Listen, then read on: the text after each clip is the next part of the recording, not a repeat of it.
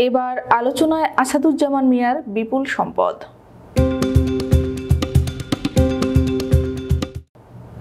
নিজের ও পরিবারের নামে জমি, বাড়ি, ফ্ল্যাট সহ জ্ঞাত আয় বহির্ভূত অস্বাভাবিক পরিমাণ সম্পত্তির মালিকানা নিয়ে কিছুদিন ধরে ব্যাপক আলোচনায় আছেন পুলিশের সাবেক মহাপরিদর্শক বেনজির আহমেদ। এখন বিপুল সম্পদ অর্জন নিয়ে আলোচনায় এসেছেন ঢাকা মহানগর পুলিশের সাবেক কমিশনার আসাদুজ্জামান মিয়া। 2019 সালের 13 সেপ্টেম্বর তিনি অবসরে যান।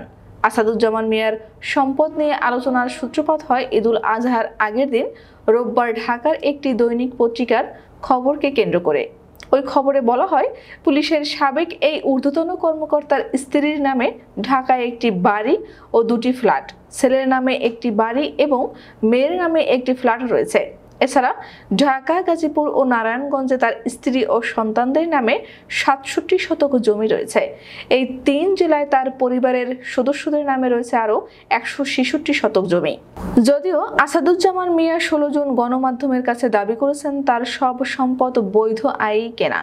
তার ছেলে ও মেয়ের নামে যেসব সম্পত্তির কথা বলা হয়েছে সেটা অর্জনের সামর্থ্য তারা রাখেন। এগুলো তার বৈধ আয়ের সঙ্গেও সামঞ্জস্যপূর্ণ।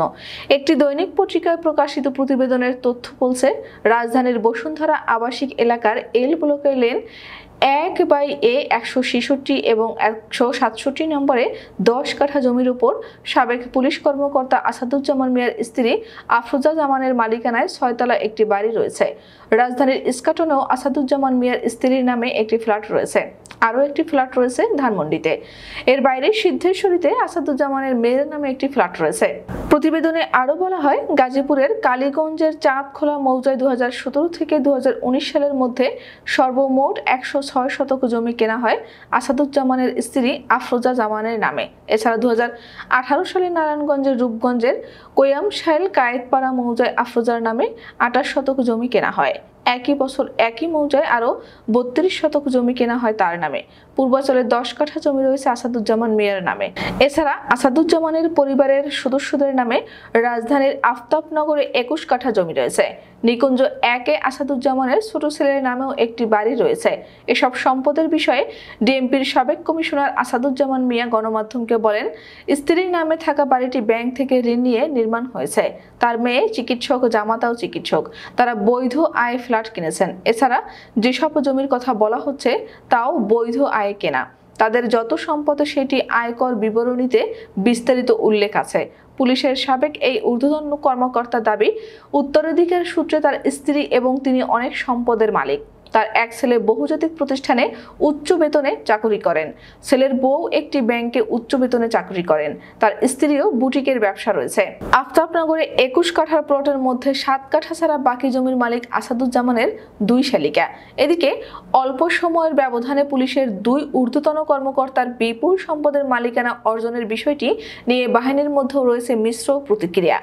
পুলিশ কর্মকর্তাদের কেউ কেউ বলছেন, পরিকল্পিতভাবে এই বিষয়গুলো সামনে আনা হচ্ছে।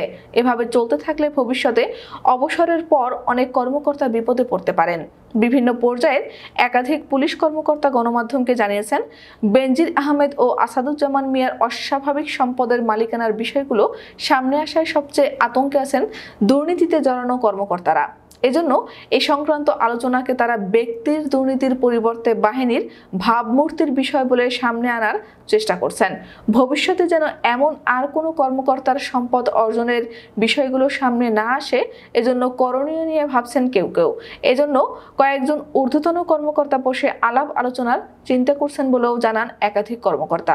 এই অবস্থায় বিভিন্ন মহলে প্রশ্ন উঠেছে, পুলিশের সাবেক কর্মকর্তা আসাদুজ্জামান মিয়ার বিপুল সম্পদের মালিকানা নিয়ে দুদক কি ভূমিকা রাখবে। দুদকের আইনজীবী খুরশিদ আলম খান মনে করেন, সংবাদ মাধ্যমে প্রকাশিত ডিএমপির সাবেক এই কমিশনারের সম্পদের তথ্য যাচাই করা উচিত।